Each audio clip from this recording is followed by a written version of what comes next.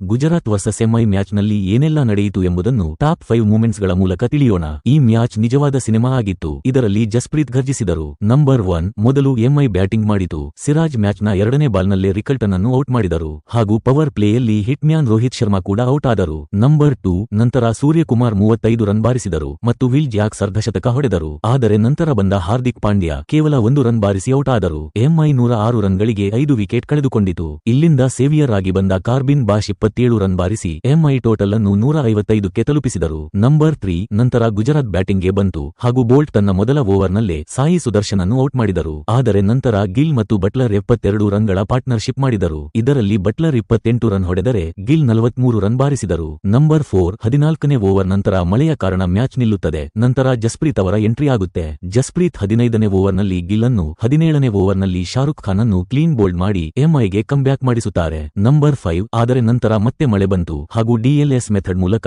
ಗುಜರಾತ್ಗೆ 1 ಓವರ್ನಲ್ಲಿ 15 ರನ್ ಬೇಕಿತ್ತು. ಈ ಓವರ್ ಅನ್ನು ಹಾಕಿದ ದೀಪಕ್ ಚಹರ್ ತೆವಾಟಿಯಾ ಕೈಯಲ್ಲಿ 4, ಕೋಟ್ಜಿ ಕೈಯಲ್ಲಿ 6 ಹೊಡೆಸಿಕೊಂಡರು. ನಂತರ ನೋ ಬಾಲ್ ಕೂಡ ಹಾಕಿದರು ಮತ್ತು ಕೋಟ್ಜಿಯನ್ನು ಔಟ್ ಕೂಡ ಮಾಡಿದರು. ಕೊನೆಯ ಬಾಲ್ನಲ್ಲಿ ಗುಜರಾತ್ಗೆ 1 ರನ್ ಬೇಕಿತ್ತು. ಆದರೆ Hardik Pandya run out miss ಮಾಡಿದರು ಹಾಗೂ ಗುಜರಾತ್ ಪಂದ್ಯವನ್ನು ಗೆದ್ದಿತು. ಸ್ನೇಹಿತರೆ, ನಿಮ್ಮ ಪ್ರಕಾರ ಎಂಐ ಮ್ಯಾಚ್ ಸೋಲಲು ಮುಖ್ಯವಾದ ಕಾರಣವೇನು? ಕಮೆಂಟ್ ಮೂಲಕ ತಿಳಿಸಿ.